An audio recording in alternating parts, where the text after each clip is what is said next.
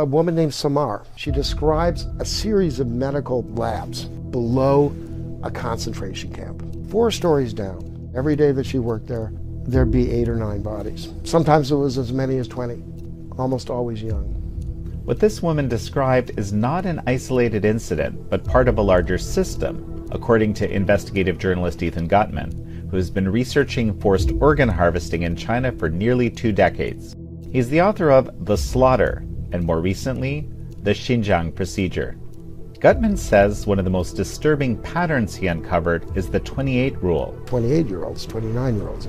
These are people at the peak of their health. A system where people are selected, taken, and processed. And they disappear in the middle of the night. It's like a car that's about to go off the assembly line. This is American Thought Leaders, and I'm Yanya Kellick.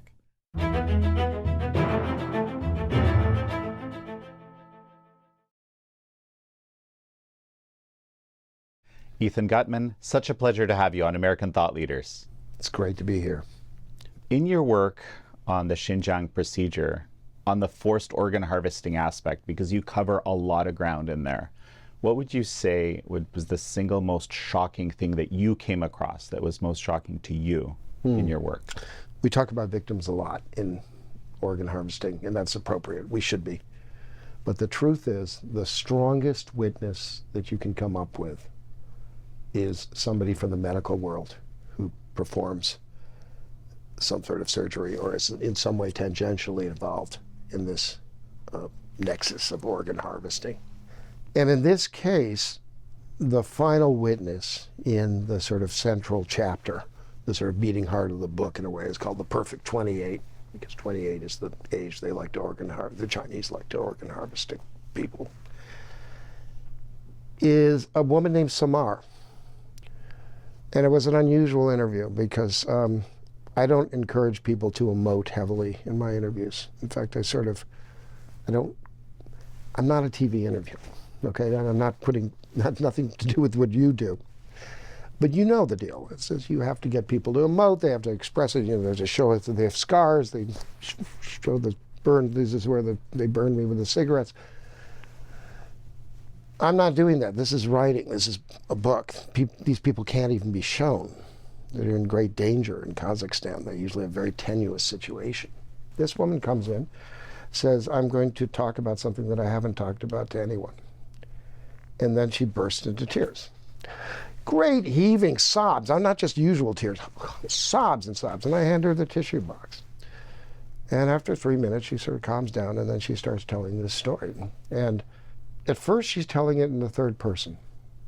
She describes something, a series of medical labs below a concentration camp. 4 stories down. And there's these, 3 clinics, if you want to talk about it that way. And there's really a 4th one, which is sort of the first one you come to. She describes these, she says, there's no surveillance down there. But there's 2 guards who stand there, AKs at the low ready, totally masked. You walk between them, and then there's the first gurney, and that's where and I figured it out fairly quickly, she's been there. She's done this. Her job, along with a veterinarian who pulled her in as a kind of hire, was to remove the intestines. Now, normally you wouldn't even care about the intestines if you're dealing with a corpse. It's not essential to absolutely go after the intestines first. But if you're 4 stories down and your ventilation system is not that good, you might want to look into the intestines first, clean them, remove them, get rid of them. And in fact, they had problems with this before. The other 3 clinics were there to remove organs. You couldn't see them, but occasionally the door would open. You'd see somebody handling a kidney, a liver, and so forth.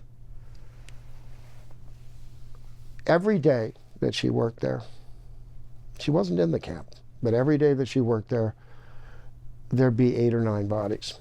Sometimes it was as many as 20. Sometimes it would be 3 or 4.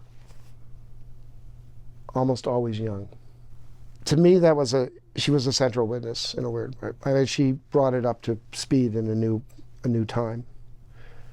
Now, what connects her into the rest of the book is that they also, while she was working there, at one point the guards got together and gang raped her.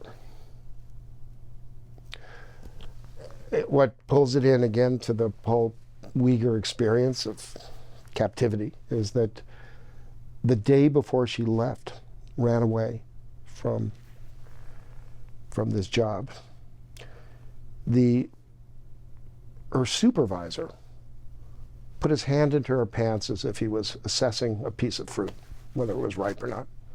Literally while he talked to her. And she said, "You can't do that." And he said, "Oh, you know all the rules, don't you? Oh, you're so up on things. You know everything. You know what? You're a Kazakh. And Kazakhs are a terrorist state. It's right here on our list. Okay? And we can do anything we want with you at any time. In fact, get here at 7 tomorrow because I have something I want to talk to you about." And that night she couldn't sleep. And she made a dash for the border. She left everything. All her bank accounts, everything she had. She came in with less than $100 in her pocket into Kazakhstan and was able to somehow get her way through the border in the middle of the night. She'd only been there 9 months when I got there. You know, the BBC was very interested in pursuing this story. But I have a feeling she just got returned to Kazakhstan anyways. I think the last thing I have is a tape of her voice. That's what we're next. Returned to Kazakhstan or returned to Xinjiang? Returned to Xinjiang. Mm-hmm. I mean, that was when COVID hit, and it was coming in right at the time we were interviewing. That was used as an excuse to go into people's apartments and take them away and so forth. So this was the Kazakh authoritarian state. It's not a totalitarian state, it's an authoritarian state, exposed itself. And the Chinese were putting very heavy pressure on this issue. And they were trying to pull in all the Uyghurs and Kazakhs back into the camps. There weren't many Uyghurs. The only Uyghurs were people who were in Tajikistan and so forth, and selling things in the bazaars. They'd been there for years. They were all pulled back, 90% of them. Hey everyone, I'm going to be trying to get some more sponsors for American Thought Leaders, and the reason is I want to try to get it on more of the non-paywall platforms where we'll use the sponsors to kind of support the show. And one of the sponsors that I really appreciate is American Hartford Gold. You know, these are pretty chaotic times. We're not sure where things are going to go. There has been this, massive liquidity, $6 trillion put into the system. We don't actually know how all that is going to play out. And I like to put my money in a very stable place that also tends to go up. And gold is really the perfect place for that. Now, gold has had a correction recently, and that's absolutely true. But again, if you look at the long-term trend on gold, this is the reason I invest in gold. I'm not like a stock market trader. I like to put my money in a place that's stable and growing. And I actually think this is the exact right time to buy gold because it has gone down a little bit. It's a little bit cheaper, but the price, in my belief, is only going to continue to go up, and that's what I'm actually doing. So American Hartford Gold really is the place to do it. We've worked with them for years. We've had a great experience working with them. They're Better Business Bureau certified and frankly really easy to work with. Okay, so you can call them at 855-862-3377. You can text American to 65532, or as always, click the link in the description below.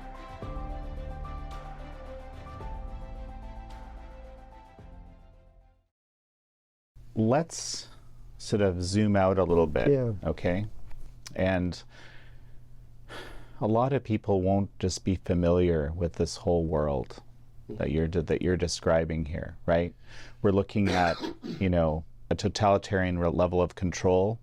We're talking about extreme dehumanization of people that allows for this kind of behavior. Frankly, when you're talking about this woman, I'm thinking, like, I don't even know if it's appropriate, but I guess we can talk about it as Sonderkommando, right? Like, that's what I'm thinking. Someone involved in this in that way, in the way that she was. Frame for me first how Xinjiang is situated in China how it's viewed, what's happened to the people in terms of dehumanization and so forth, and then why Kazakhstan and how you got in there. Let's start with Xinjiang. Let's start what it is. Who are the people? How are they different? And how does Kazakhstan fit into it? And finally, how is it that you managed to get there and do these interviews? Okay, the Central Asia has always been sort of at the periphery of the Chinese Empire. Okay, it was a desert land out west, and especially in the north. The southern western part is Tibet. It's this huge, massive plateau, which Tibet consists of. And the Chinese always had a very strong relationship, to some extent. Maybe a sort of admiration society, that the emperors would.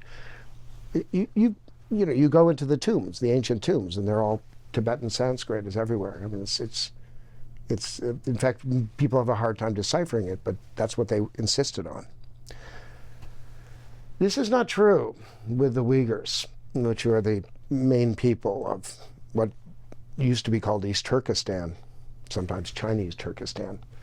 Chinese call it Xinjiang, which means very simply new land or new territory. Okay, so this is why the Uyghurs are very touchy about that, and even the title of this book, the Xinjiang Procedure. I apologize right in the beginning. I say, sorry, this is a user-friendly book. We're not going to control language here. I use Western terms like Western and Eastern. I don't really care if that's sort of, Eurocentric or something. Look, this is a people who are basically Caucasian. They're part of the Huns. The same goes all the way to Hungary, right? And they're part of that culture. They're part of the Central Asian or Turkic culture, really, and they always have been. So the differences between them and the Han Chinese is very different in that sense than, say, the Falun Gong, who became the main victims of organ harvesting for so many years, for decades. Because Falun Gong is Han Chinese, and so there's mostly Han Chinese. Yeah, okay, mostly. I'm just saying that because I've met Uyghur Falun Gong practitioners over the years true. as well. There's a few. But let's not get bogged down. And Vertoti would claim there's a lot of Christians around in the Uyghur community too, but I don't think there are very many. I mean, they're mainly Muslim. But look, the bottom line is this is a very different kind of culture, and there's always been some kind of conflict between the Han Chinese. There's so much hatred now between the Uyghurs and the Chinese. It's so dramatic. There's so much dehumanization, particularly on the Chinese side, but also the Uyghurs themselves. I mean, the first woman I interview, talk about it in the book, the first chapter. At one point, we were having a very nice Uyghur dinner in Istanbul. And I said, well, how do you really feel about the Chinese? And she said, they're lower than dogs. It was like this. And it was as if a blast furnace had opened up for a second. I mean, just the rage in her eyes. And there was no escaping it. There was no reason for me to doubt her feelings here. If I may comment, Sure. The Chinese Communist Party, and this is a topic for a whole nother interview I'll do one day, they've weaponized, essentially racism to, they fan the flames of these kind of racial tension to maintain their power, which is a horrible, horrible thing. And it's way underreported also because we're not allowed to talk about racism and so forth in the West.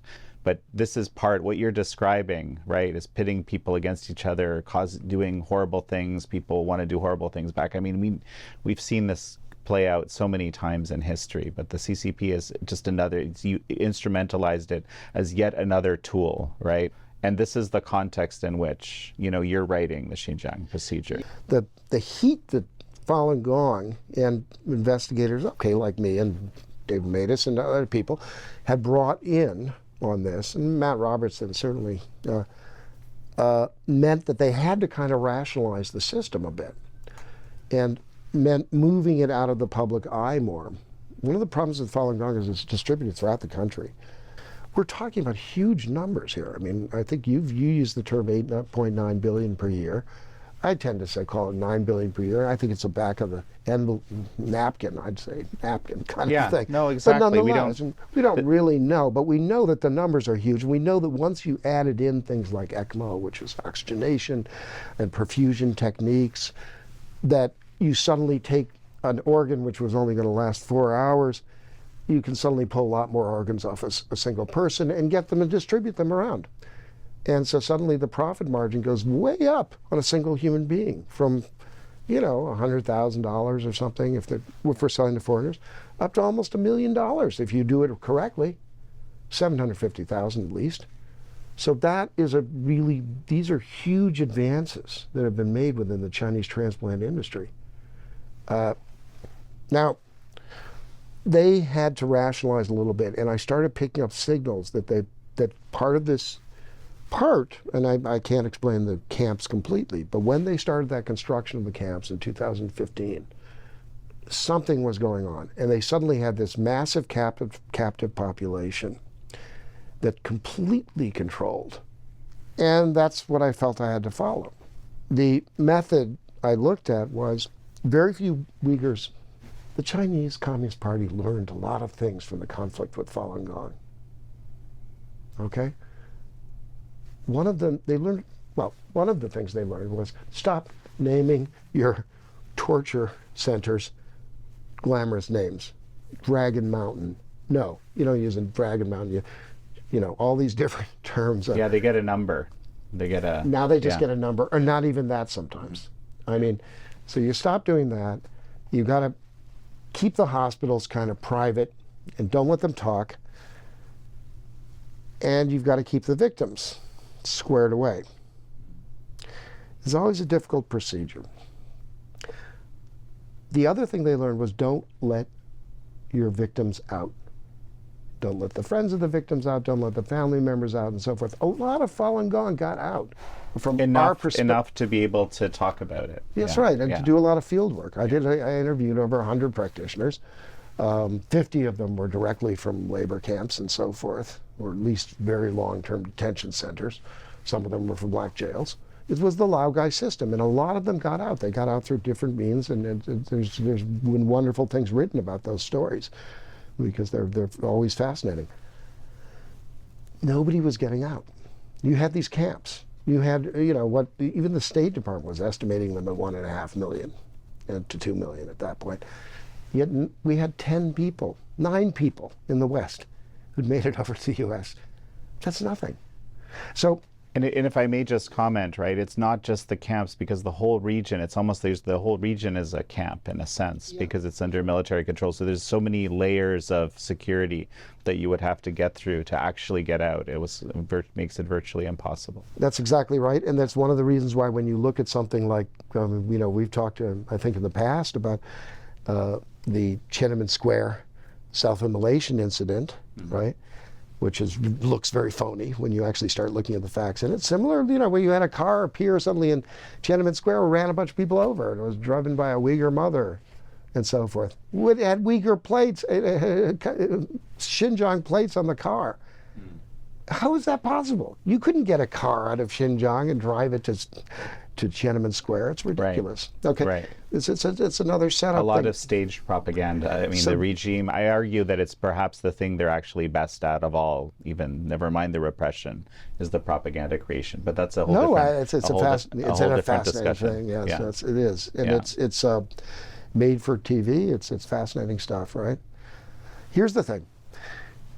Nobody can get out. You're absolutely right. And they closed off the passport situation very effectively. They kept people thinking that they had real passports. You would not believe the amount of hours I've wasted listening to people talk about their passport troubles. It's the most dullest part of my interviews, is that people have to talk about this, but it's just the most frustrating, Kafkaesque, bureaucratic procedure you've ever heard of, and nothing ever happens. Mm-hmm. They also set up certain horror stories. Mothers would go with their children. Okay, we're all going to Istanbul. We're going to get out. We can do it. And at the last minute, as they're getting aboard the plane, they pull the children back. They say, there's problems with the children's passports. Don't worry, they're going to be on the next plane. Please just get on the plane. The mother goes over. I talked to a room full of these women in Istanbul, all who don't have their children. And the only time they see their children is occasionally when the Chinese do sort of a program on, these wonderful orphanages they've got. And they see their own kid for a second, looking alive, which is something. Sometimes they see them on TikTok. It's horrifying. And of course the unspoken part here is that these children are being indoctrinated as part of the genocidal policy? Some of them will be made into assets, intelligence assets. That's very, very likely for the smart ones. Okay, but back to our thing. So basically, they're not getting out. And my work revolves around field work, not just by choice, because it's what I prefer, though it is. But it's also true that in this case, there was no information to be gained about organ harvesting on the web. You could not sit at a computer and ascertain anything. The whole thing's a black box. So let's take 2 minutes to just explain this. Okay, this is incredibly important. When the research started, basically on forced organ harvesting at scale, that the scale part, right, was about 2005, 2006, and every time, explain how this worked, like how we got to the point where there's no more. It's very difficult to find anything online. Well, what happened was there was a group. There were several groups, but I'm just going to name one of them. And it's a mouthful, the World Organization to Investigate the Persecution of Falun Gong. I like to call it WIPE-FIG. Yeah. Okay, okay, so it's the most awkward acronym I've ever seen. But the people who were manning it were, had mad talent, okay? And they did nearly a superhuman effort of going through every hospital website that was potentially doing transplants and seeing what they said about it. But they didn't stop there. They went into dissertations. They went into Nurses Weekly. They went into all these different sources, and they hacked. They hacked medical files. And out of that, this massive amount of information came. Well, at one point, they would release it, but nobody would pay very much attention. So at one point, a splinter group from them came and approached us and said, we'll give you all this information, Kilgore and Matus, David Kilgore and David Matus, and will you write a report? And we said, yeah, we will. It was a lot of information to collate and go through, but the truth is that they had hit on really Chinese transplant volume in China. Now, they hadn't hit on it perfectly. We didn't cover every hospital, but a lot of hospitals, the Chinese have a weakness. They brag. They love to brag about, especially about production. So it's like in Mao's day, they'd say, this is the best apple harvest ever, We're way above quota. Now they talk about transplants.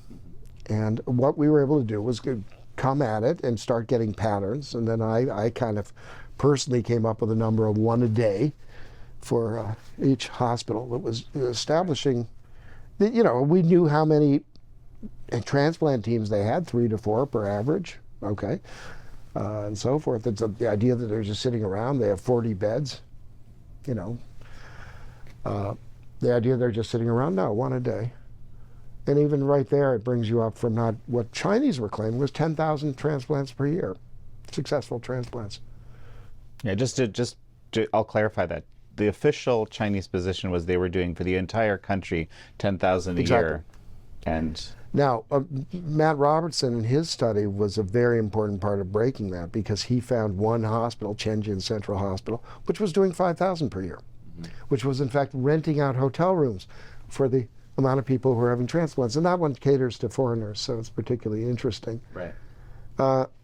So right there, you've got 5,000. You look at Beijing 309, Shenzhen, there's a whole series of hospitals, Sun Yat-sen Hospital, and the numbers quickly escalate. In fact, so I tend to say it's about 60,000 per year at a minimum, maybe up to 100,000. I am well aware that the Chinese like to exaggerate a little bit, okay?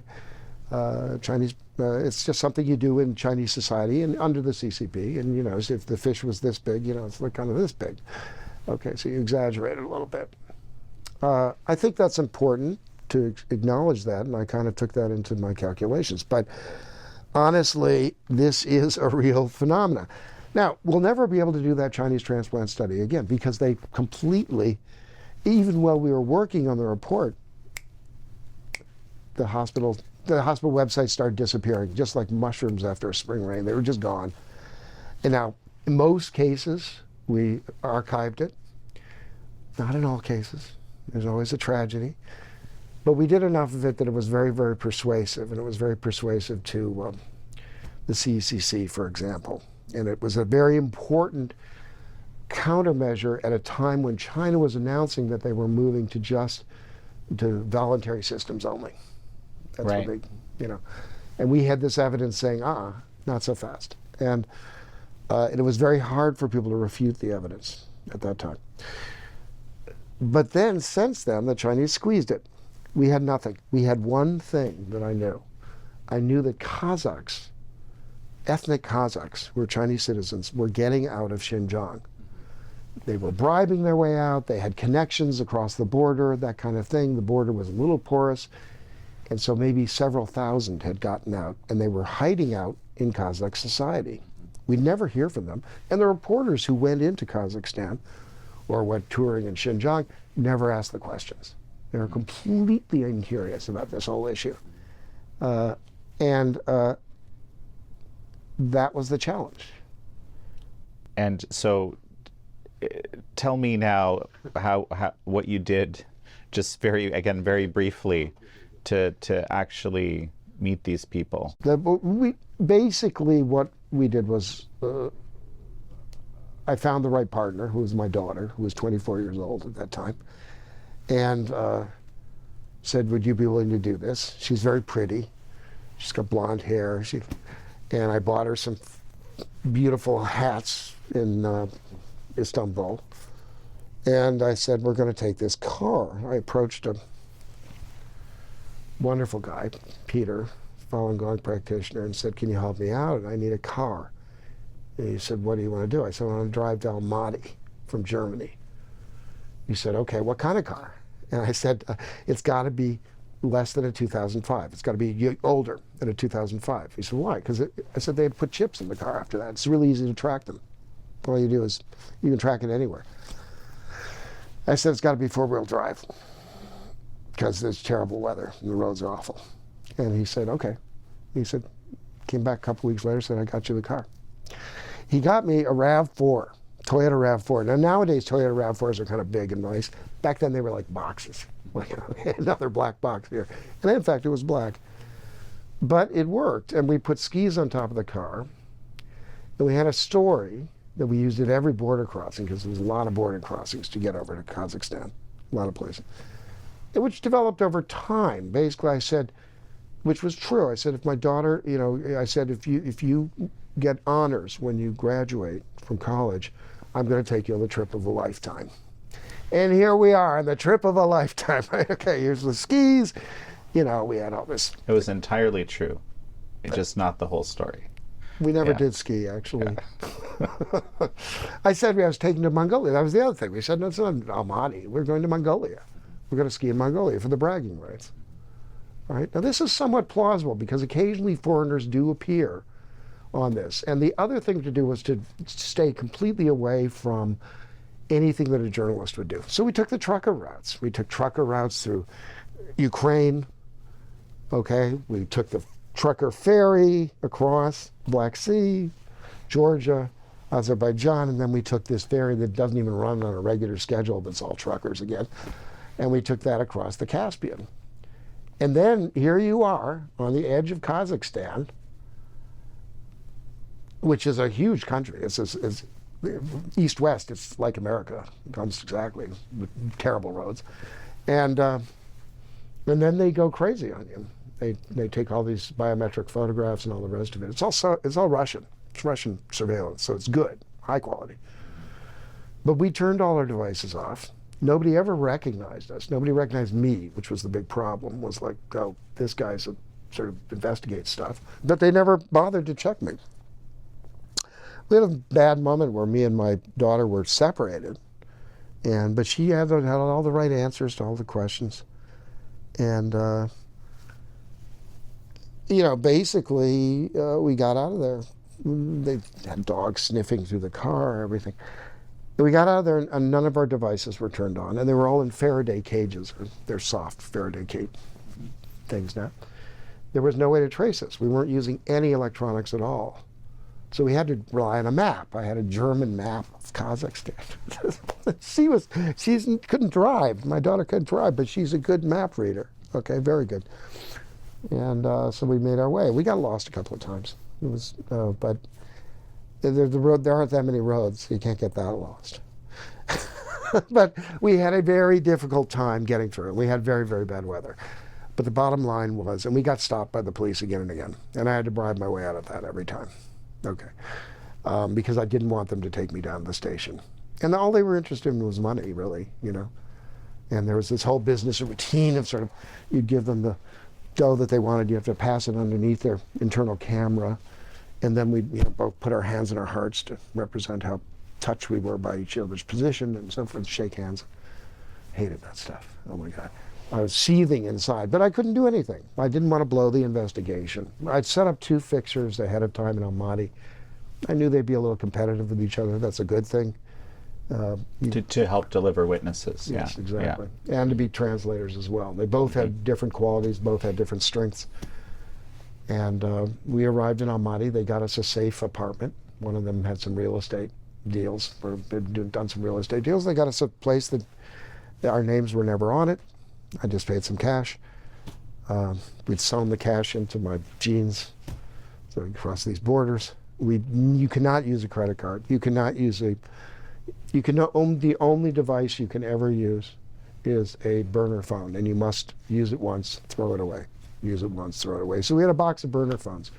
And we were asked about them at one of the borders, and I just said, oh, well, that's, they're gifts for people because they've got this funny sound. It would play a funny song when you opened it up. Okay, so we're doing it. That was the idea. The idea was to make it look fun.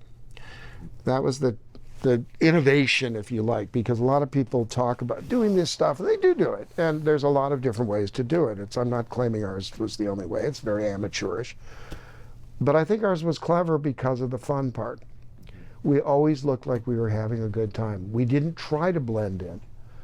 We looked totally like foreigners, kind of stupid, naive foreigners. And we had this very cute girl who, if things got hairy at the border, she'd suddenly say, I have to use the toilet. And then they'd have to get a woman, Erla Kleb type woman, dressed in, these old Soviet kind of outfits, and take her to the bathroom, whatever bathroom they had. She was very good about that. She created diversions like you wouldn't believe. Daddy, I think they can help us. So that was the sort of the fun part, and then we got into the interviews. We did those for about 2.5 months. So.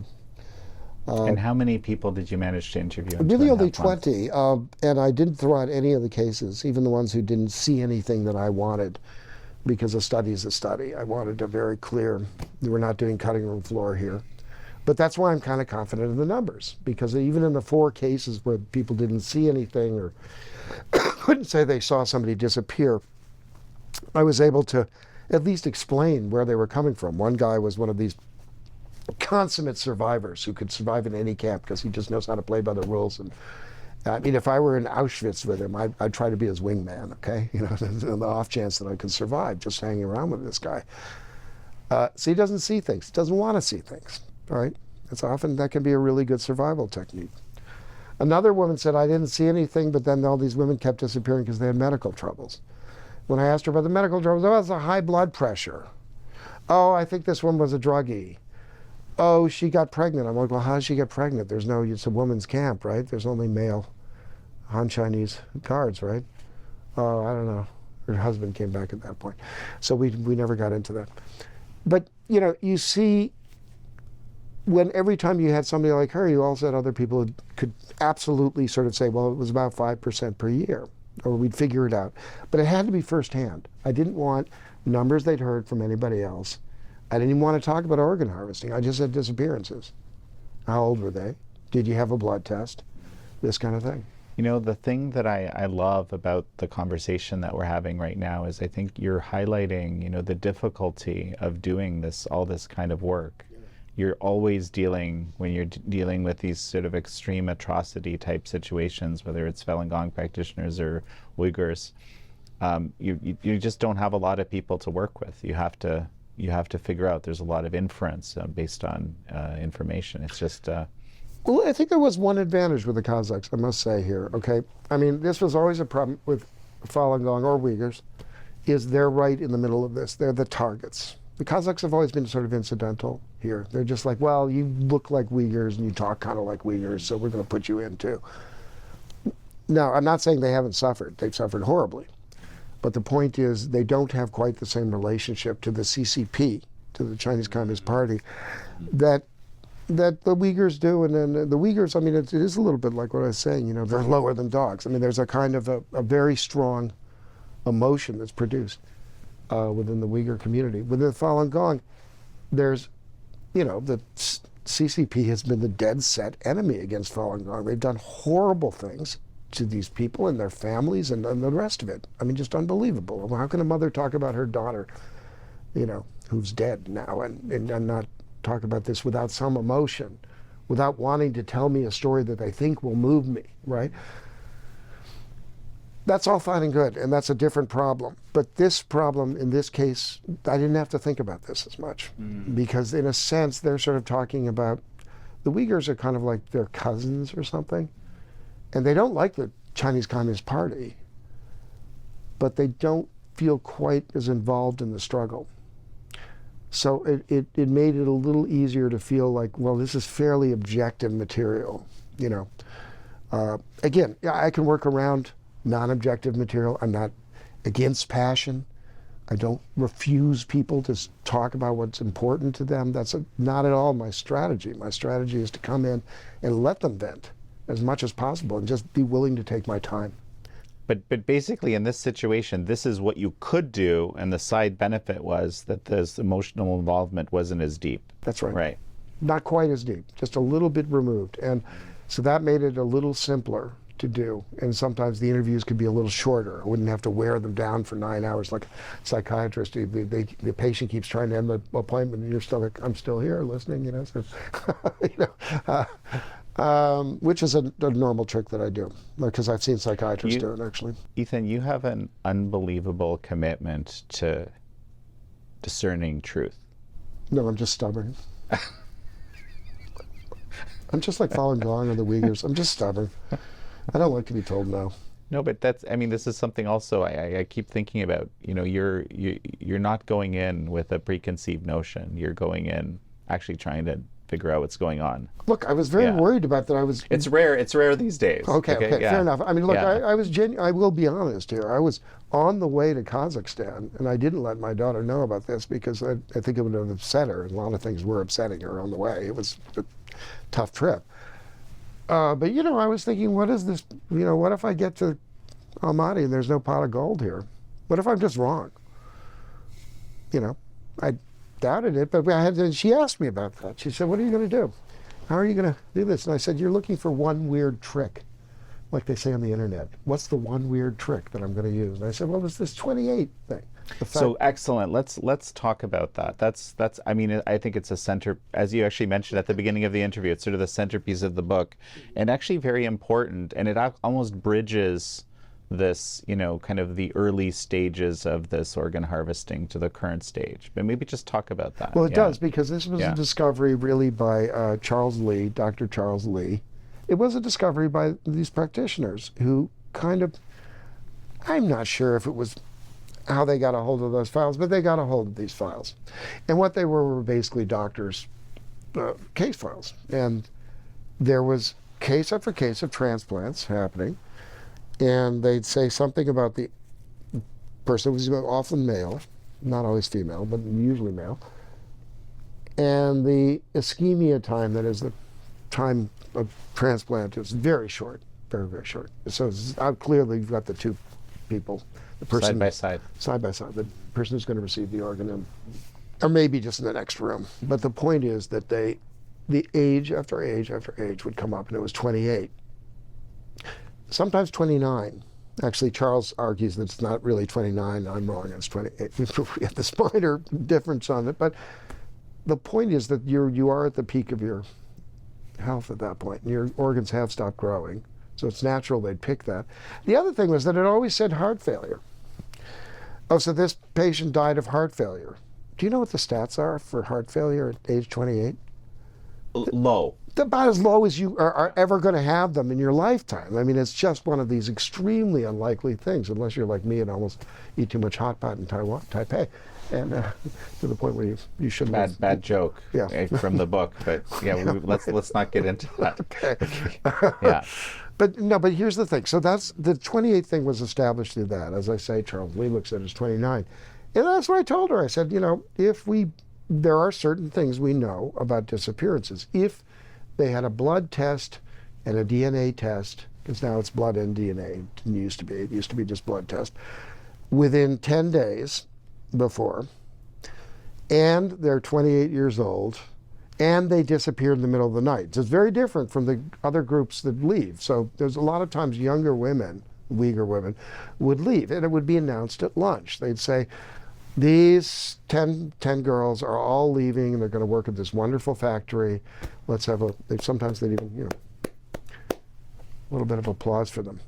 Okay? They're off to, those women will work there till they're about 45 or 50 when they can no longer produce children, and then they'll be sent back. But again, that was done in the open. This is different. It happens in the middle of the night. Literally, I have a case where a woman used to spoon with another woman just to keep warm, terribly cold. And they were very close. And she only noticed that she'd gone missing because the bed was cold. So, and then the toothbrush was still there the next morning. You weren't supposed to talk about these people. Even the guards would look through you if you tried to. And by 10:30 in the morning, the toothbrush was gone too. That was it. Okay, so we have so many cases like that. But again, the 28 thing was a real tip-off. So I said that, I'm going to look for this. And then one of our first case actually was a 28. The woman said, well, this woman went missing. And the reason why we do this 10-day blood testing, that appears to be a kind of final health check before you do the transplant. But it's there for two reasons. It's not just there to make sure they're still healthy. It's also there to make sure there's been no mix-up. Okay? This is a huge system, as you've established. This is a massive transplant industry, a system. And yes, it's all computerized, but people aren't really, they don't have chips in their skin. So you really want to make sure you get the right person every time. And this is that final check. It's like a car that's about to go off the assembly line. Mm-hmm. So I think that was very important. That was a big tip-off, and it's a small thing in a way. It is a weird trick, but it's nonetheless, you can generate numbers looking at that. And sometimes they're 29, sometimes they're 30, sometimes they're 27. But within that group is where you see a cluster. And there we have I have a chart, and it sort of shows it. And it's to some people who look at that chart and say, well, it's all over the place. I don't really think it's all over the place. I think it's phenomenally, given people's memories and their own personal experiences, the fact that we have any continuity in that chart at all is a kind of miracle. At least it was to me. So I think it's respectable, although one of my best witnesses says the disappearance rate was actually 7.5% every year, not 2.5%. And he's here in America because I got him and his family out, okay? But, and he's Christian, by the way, and Kyrgyz. But here's the point. We have to do something to generate numbers. People have a right for these to have numbers. They have a right to have some kind of scale on these things. We ask them to care about a problem. And part of our problem is, of course, yes, this whole thing, the whole response to the organ harvesting has been a case study in American failure on many, many levels, ranging from the doctors who assumed we'll just go in and take over this, and engage with our counterparts in China, ranging from the press, who's shown an incredible lack of interest and bought everything the Chinese Communist Party said about Falun Gong, and to some extent, the Uyghurs got a lot of shade too. Not as much, but they did get some shade. The politicians, obviously, there are huge exceptions, like Congressman Smith and so forth, but to a great extent, did very little or were cautious to do anything. Mm-hmm. The human rights organizations have been a disaster. Amnesty International, Human Rights Watch. Human Rights Watch interpreted the fact that people were getting DNA tests as a kind of surveillance tool, that it was just a surveillance tool. It's an invasion of privacy, and it's not an invasion of privacy to have somebody looking you over about to take your organs and kill you while you're alive. That's a very different kind of crime.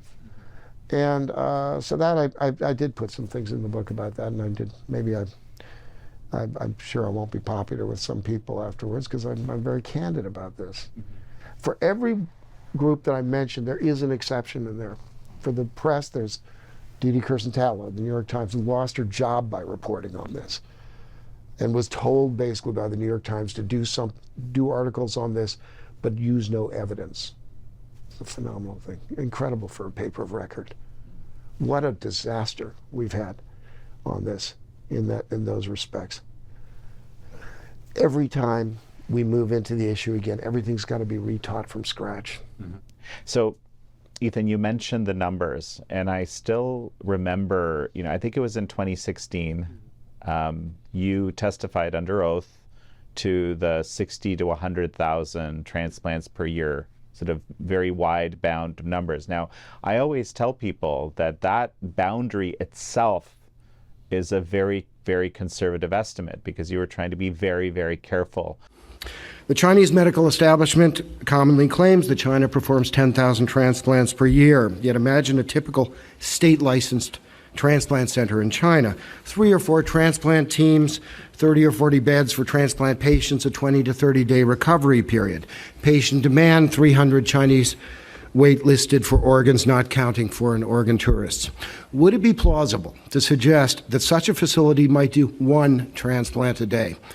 146 transplant facilities, ministry approved, meet that general description. That yields a back-of-the-envelope answer. You can do it right here. Not 10,000, but over 50,000 transplants per year. Suppose we actually hold those same hospitals and transplant centers to the actual state minimum requirement of transplant activity, beds, surgical staff, and so on. 80 to 90,000 transplants per year. Yet how should we account for the emergence of Tianjin First Central Hospital, easily capable of 5,000 transplants per year? PLA 309 Military Hospital in Beijing, similar. Zhongshan Hospital. The list is extraordinary. A detailed examination yields an average of up to 2 transplants per day, over 100,000 transplants per year. Now, the figures I have given you are based on Chinese numbers, not from official statements, but sources like Nurses Weekly. So, as you've pointed out, this is a very large-scale enterprise, and I really do think, based on your explanation, that is a very conservative estimate. Yes, and even then it was misinterpreted at times because people would say, oh, well, that's the number of people dying per year. It's not, actually. I mean, we have 6 organs. I mean, I don't have a spleen, but, you have one of those. And all of those, the Chinese are selling. And there was this mass influx of the portable ECMO machines, which would facilitate many organs being transplanted from a single body.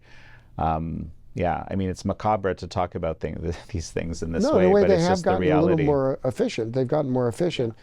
And then we have this whole situation where everything has kind of become this black box, because every time we found any information, they would take away the sources of that information. Exactly, but we still have things that we can go on. So we have the 25 to 50,000 per year that are being harvested from Xinjiang. Right. Okay, so that's 25,000 people. 25,000 people. That's, just to be clear, that's your estimate for Xinjiang that you've come up in this book. And how did you come up with that? Similar way? Basically, 2.5 to 5% go missing.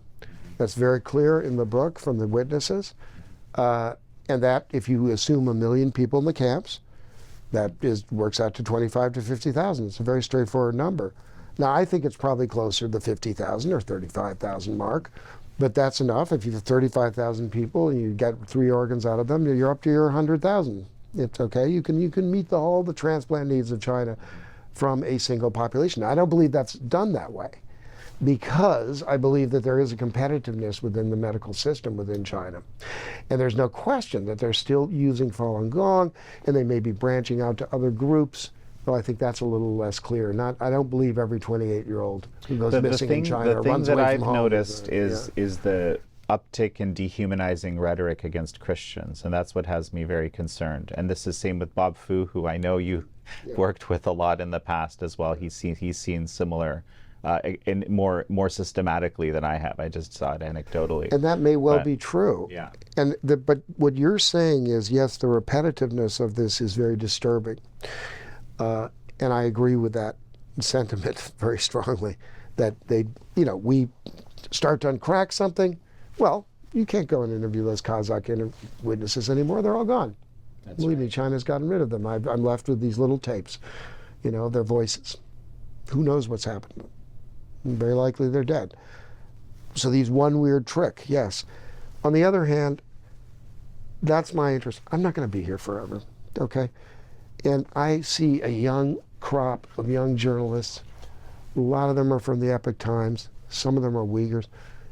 I love the opportunity to train them in field work, because it's the one thing I'm good at it. I like doing it. My enthusiasm is a little infectious, and they have no choice, because AI is going to make them all redundant except for one thing, this fieldwork business. The human beings, you cannot completely control individuals. They're the hardest thing in the world to control. They're like the wind. This is what every totalitarian regime doesn't understand. Yeah. But yes. Yeah. Mm-hmm. So I think this is I'm hoping that is kind of a key. I want to be realistic about this thing. It is going to take, it would be wonderful if it were to move ahead and stop tomorrow, but most likely, even if we got a minimal traction in Washington and so forth, enough to get this up, at least to cut off our relations, our medical relations with China. Yeah. It'd be a huge thing, but it's still the minimum. And the problem is, this is until the Chinese really feel quite enough heat, and they feel that they can somehow cover up this crime without killing more people, we're going to be on this roller coaster for a while. That's my feeling. But we have to chip away at it. That's the point. Is if you don't start, it just goes on forever, right? It's part of their elite longevity project. This is what I've been talking about. Absolutely. It keeps getting. They keep accelerating it in new ways. Right. And I believe there is a kind of disrespect of that we saw with Xi Jinping and Putin talking about this. They knew they're being covered. They're talking about their Maseratis. So this is funny, because this is a discussion, right? Yeah. Like, my tendency is to think it was a real hot mic moment, but many Chinese don't believe that. I can see you obviously don't believe that, but there's good reason to not believe it. No, because they are, after all, obscenely controlling about such things. Yeah. And it's just hard to imagine how it would happen. But look, I could be persuaded either way on that. Sure, honestly, sure. I really could. But I do think it does show either way. It shows the kind of, let them eat cake kind of moment. It's literally like they're talking about their Maseratis. Or what some people, the more conspiracy-minded few people that I've talked to among the Chinese know that was actually advertising, right? So anyway, we don't know, and this is I think actually I kind of agree with the advertising point. That's a phenomenal way of looking at it. Sure, I know that makes some sense. Look, we don't absolutely know on a lot of these things. We're not there with a clipboard. Yeah. We can't see into people's hearts or their minds. But there is a generation coming in which is very motivated to do something about that. That's the most reassuring thing I've seen. I've seen a new maturity within the Falun Gong community. I've seen a new maturity within the Uyghur community. Okay,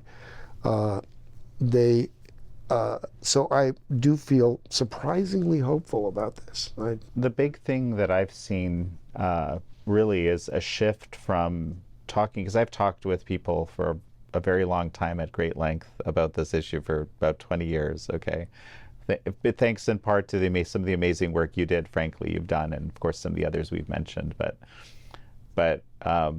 it really has shifted from this sort of inability to understand, to conceive it, like literally people leaving mid-conversation mentally. I know you've encountered this. I think we've talked about this in the past.